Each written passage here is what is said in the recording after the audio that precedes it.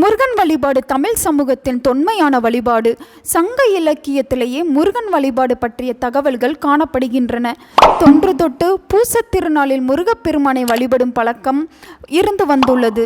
பூச நாளில் வேலன் வெறியாட்டு என்ற முருக வழிபாடு, ஆண் பெண் என்ற இருபாலரும் வேல் பிடித்து ஆடிய செய்திகளை சங்க தமிழ் தகவல்கள் கூறுகின்றன.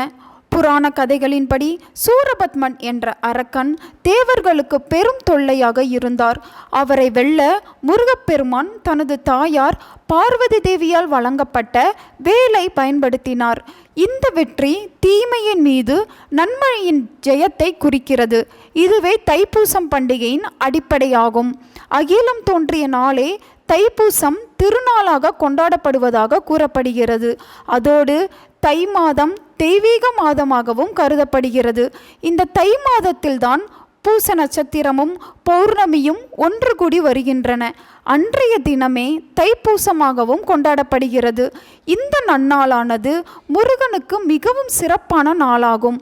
அதோடு சிவனுக்கும் குரு பகவானுக்கும் கூட இந்த நாள் மிகவும் சிறப்புடையதாகும்.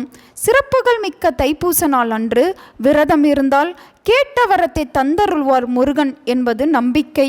இந்த ஆண்டு தைப்பூசமானது தை மாதம் 29ஆம் தேதி, அதாவது பிப்ரவரி 11ஆம் தேதி என கணக்கிடப்பட்டுள்ளது. அன்றைய தினம் காலையில் பூசம் நட்சத்திரம் ஆரம்பமாகிறது. தைப்பூசத்தன்று பழனிக்கு காவடி எடுத்து வரும் பக்தர்கள் வழிநடுக முருகனை நினைத்து பாடியபடி வருவதை வழக்கத்தில் வைத்திருந்தனர்.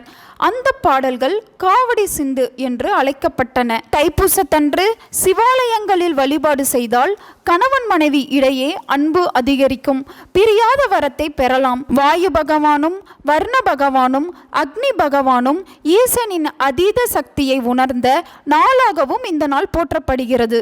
அதாவது இயற்கையை கட்டுப்படுத்தும் சக்தியாக இறைவனே இருக்கிறான் என்பது உணர்த்தப்பட்ட புண்ணிய நாள் தைப்பூச நன்னாளாகும்.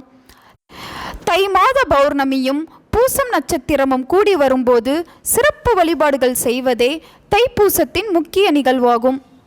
சனி பகவான் தொடாத கடவுள் முருகனே.